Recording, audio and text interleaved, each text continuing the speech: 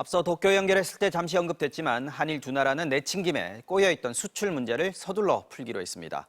일본은 한국에 대한 반도체 필수품 수출 규제를 4년 만에 없애기로 했고 한국도 세계무역기구에 제소한 분쟁 해결 절차를 중단하기로 했습니다. 김윤미 기자가 전해드리겠습니다.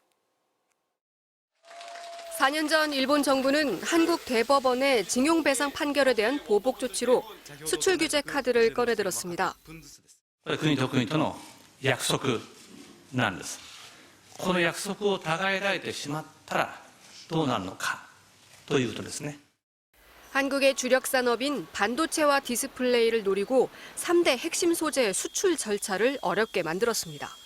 이에 한국도 WTO 제소로 맞불을 놓았습니다. 그 빗장이 4년 만에 풀리게 됐습니다.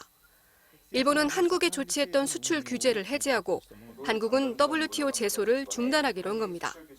2019년 7월 이전 상태로 되돌리기 위해 관련한 양자 협의를 신속히 해나가기로 하였습니다.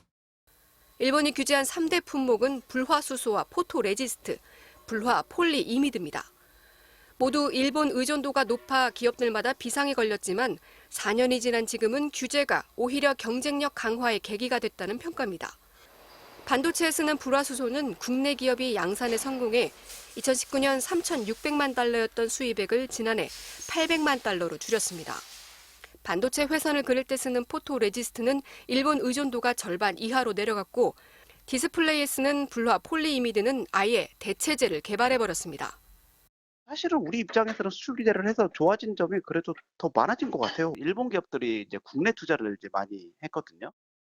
일본의 수출 규제는 공급망 불안정에 대한 경각심도 남겼습니다.